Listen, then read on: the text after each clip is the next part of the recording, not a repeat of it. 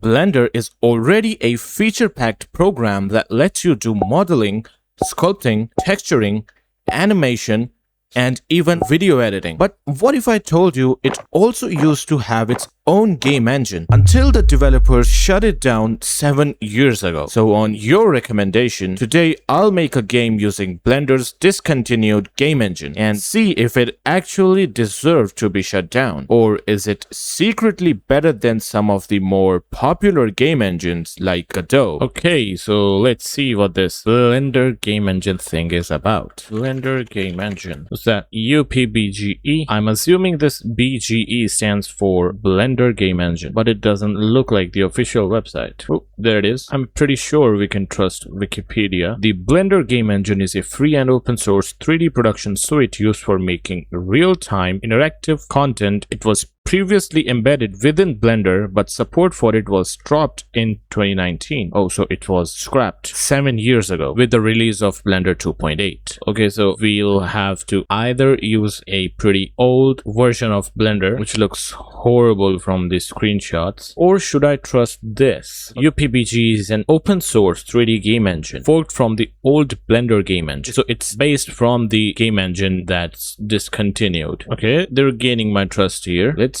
download. Okay, we have the file. Let's open it. Okay, it's based on Blender 5.0, which is quite recent. Alright, we're in. Looks pretty much like any version of Blender. I don't see what's so different here. Yeah, the logo is different. Anything else is different? Let's find out. There must be some documentation for it, right? Let's go to tutorials. Yep.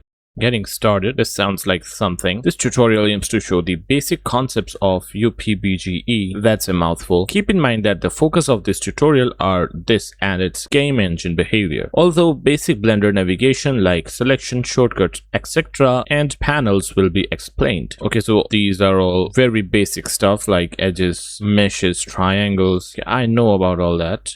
Get me to the juicy stuff, please. Introduction to logic bricks. Moving a cube. In this short tutorial, we will introduce two essential elements for logic in this: logic triggering and game properties. Okay, that's interesting. A game property is a value that is kept inside an object. A little grammar mistake here.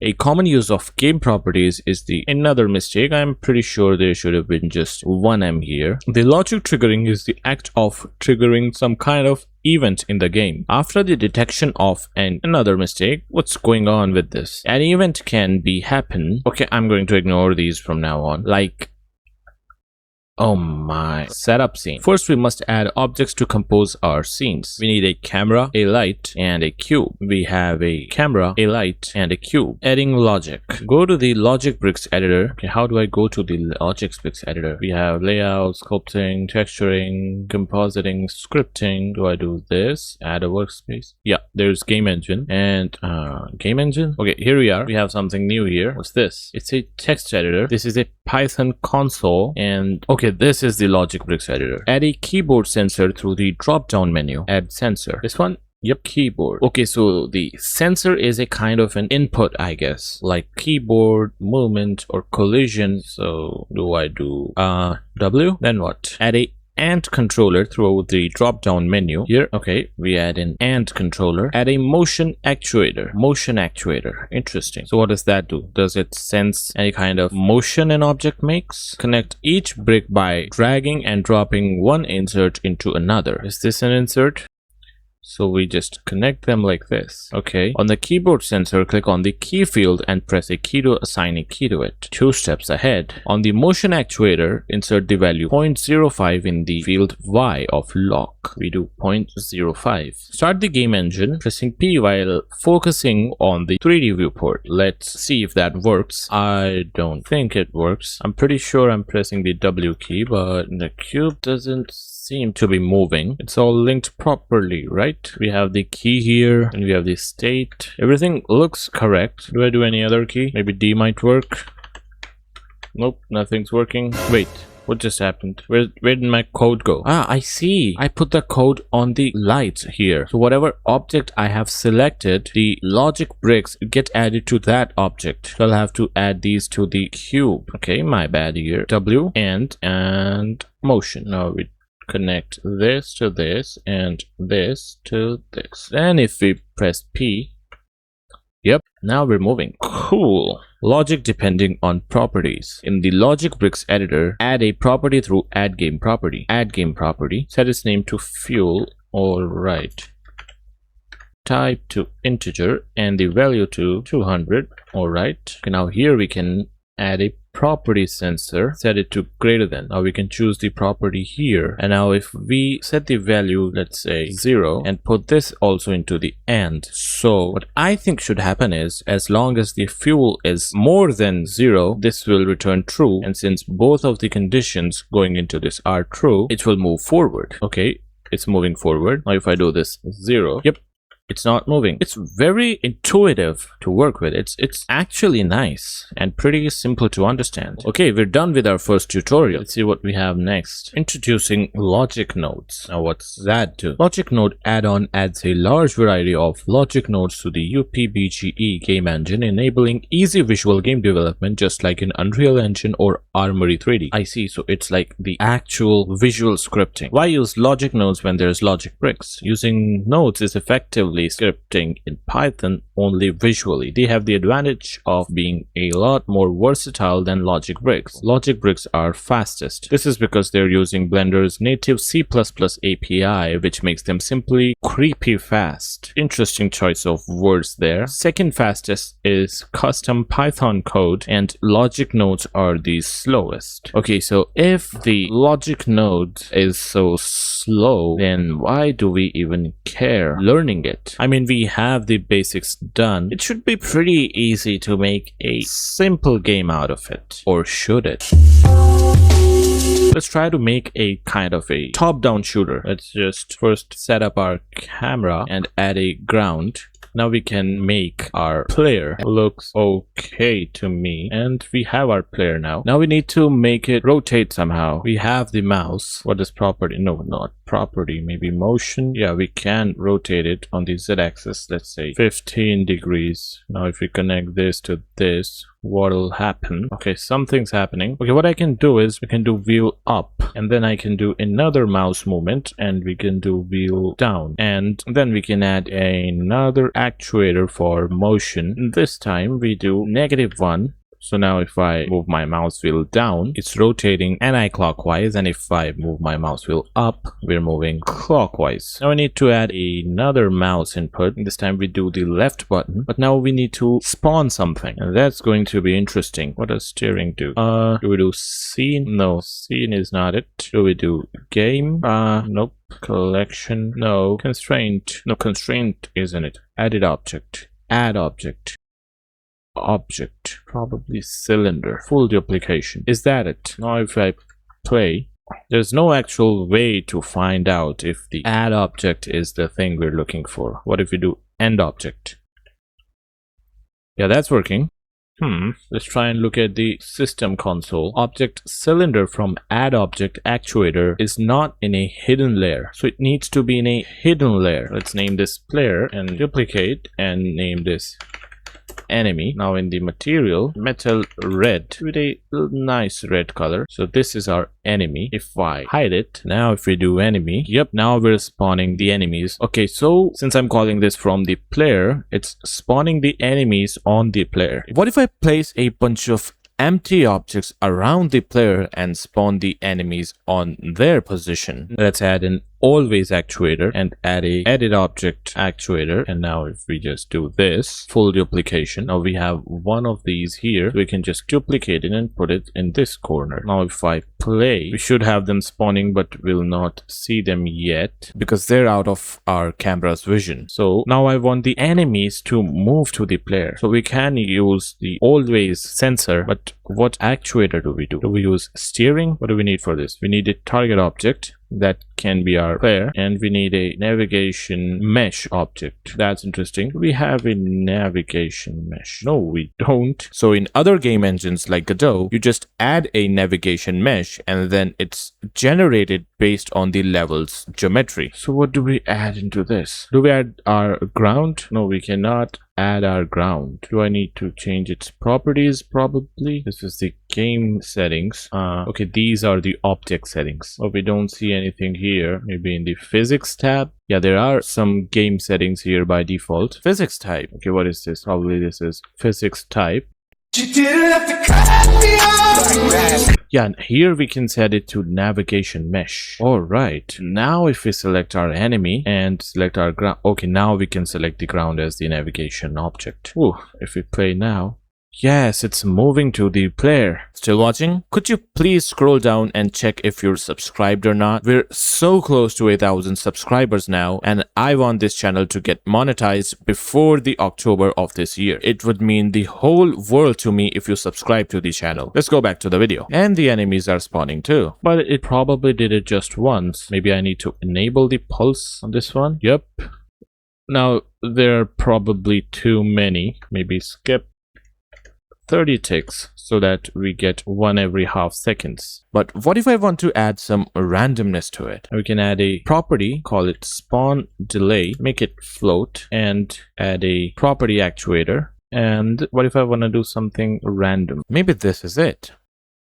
Float constant. But how do I plug this into here? Yeah, I can do property spawn delay equal to 0, then we do spawn delay. So let's do 0.5 here and 1.5 here. Let's add an AND controller. So now if spawn delay is equal to 0, we regenerate spawn delay and it will be assigned a value between 0.5 and 1.5. And if the spawn delay is not 0, we subtract 0.1 from it, and we also spawn the object. I know it might look confusing to you. To that I'd wanna say I agree. It looks confusing to me as well. I have no clue what I'm doing, but let's see if it works. No, it does not. I'm just doing random things here and hoping something will work. Okay, let's do everything from scratch. We need to edit object and add an object which is the enemy, and we need to fully duplicate that as well. Now when we want to do that is when spawn delay is equal to 0, so we add an AND controller and connect them. So when the spawn delay is 0, we add the object and then we do random and we do property spawn delay. So now when the spawn delay is 0, we spawn the enemy, then reassign a value from 0.5 to 1.5 to the spawn delay. We add an AND, and if the spawn delay is not 0, then we subtract 0.1 from spawn delay. Does that make sense? That makes sense to me. Does that make sense to the game? Hello. Something's happening. Spawn delay is being subtracted constantly. That's not good. So we're constantly going into this one and then here. What if I set it to be less than 0? If we do that, yep, now we're getting the enemies. If we just duplicate a lot of them here to have some randomness in the spawning of the enemies. To my surprise, they're not random. Maybe I need to make this a bit random as well. There's too much manual work here. Why can't I just assign a variable in the code and assign a random value to it right there? It would make it so much simpler. Let's see now. Yep, this is random. For sure. Now all we gotta do is we should add the collision to our enemy, and when we collide we should end ourselves. But how are we going to now sense the collision? Probably need to change the physics type to dynamic. Let's try that. Doesn't seem to be having any kind of collision in there. Yep, there isn't. I see. We need to change the setting on the player as well. Let's make this also a rigid body. Are we falling down?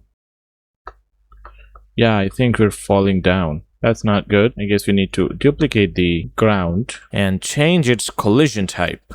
Whoop. Now what is happening? Looks like a party is going on there. Oh, crap. How much work did we lose there? I think I saved very recently. Yes, I did. Yes, I did. There wasn't too much damage. I think what's happening is the enemies are colliding with the ground and disappearing instantly as they appear. So what can we do for that? Change the set of colliding object generates pulses. No, that's not it. Toggle collision on material or property. That's cool. Now we can maybe make it collide with the blue metal material, which is only on the player. Now if we play, the enemies should disappear as soon as they collide with the player. Yes, they are.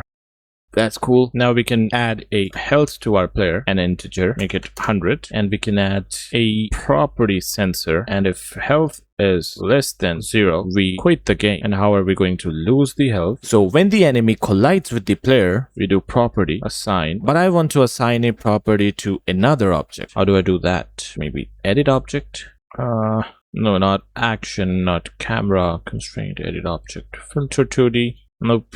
Message. Yeah, that sounds promising. To player. Damage done. Now can we receive the message here? Maybe there's a sensor for message. Yes, there is. Now we can add the message here, and we add an AND here, and we do property add -10 to our health. Now if health is less than 0, we quit the game. Let's try and play it. Hope it works. There's 1, 2, 3, 4, 5, 6, 7, 8, 9, 10, 11. Alright, it doesn't seem to be working. Yeah, it's not working. I see. I never connected it to the output. Let's see now if it works. Okay, the health went down. Yep. Okay, it's going down. Boom. We're out of the game. Okay, that's pretty good. Now we need to make a bullet. Make another UV sphere. Make sure it fits the cannon. What we want to do is add a motion to the bullet. And it should always move forward in the y-axis by 1. Now we go to the player and add a mouse input. Left button. Add an AND input and a edit object input. Now we can just add our bullet. Will that work? Yes, it is. And it's rotating in the player's movement direction, so that's also pretty good. Now we need to select the bullet and change its physics type to dynamic and add a collision sensor to it. This time to the red material, and if we do AND, we send a message to the enemies, the message being damage done. Now if we go to our enemy and receive that message, we can just add another AND and just put it right there. Let's see this in action. Any enemies in sight? Whoops, the bullet is not touching them. Okay, it is touching them, but it's not working. Why isn't it working? We're colliding, we're sending the message to the enemy. We have dynamic here. Maybe we need to make it rigid body. It's still not working. Why could that be? I don't know what to do now. I don't get why it's not working. See, it is colliding with the enemies there. It is colliding pretty well, but it's not working. Let's try disabling this as well. What? Now it's working. That's interesting. I just had to change a setting in the player and I was struggling with the bullet all this time. Okay, let's try it all on the big screen now. See if our game actually works. Okay, we're shooting and the enemies are dying. And now the enemies are too close to me. Okay, they're pretty close. Get away. And we're dead. So, did the Blender game engine deserve to be shut down? I don't think so. And I'm so grateful that the community is still keeping this alive. Being able to model, texture, and animate your assets inside the game engine is such a crazy feature. Also, most of it is pretty simple to understand. The message feature especially is really nice. That we can just send a message to any object, and then when the object receives that message, we can do certain things in that. Just like how we do signals in Godot, but much simpler to understand. So yeah, it was pretty good, but it's not all roses and rainbows. My biggest issue with the engine was scalability. The logic bricks are cool and simple to understand, but I think it'll get pretty messy when the project grows in size. And I don't think there is any kind of inheritance in this engine. What I mean is, look, when I created this spawning thing, I set up the spawn code in this one. Now, if I want to change something in all of the spawner instances, I'll have to go through each one of them. I can't change anything at once in all of them. At least I couldn't find it. If I select all of them together, then we have a lot of these and we'll have to change the setting in all of them one by one. So it's not very user friendly. So do I recommend it? If you're an artist and already familiar with Blender, it might be worth it to learn this engine instead of Godot or Unity. But since I'm already too familiar, I am still sticking to Godot for now.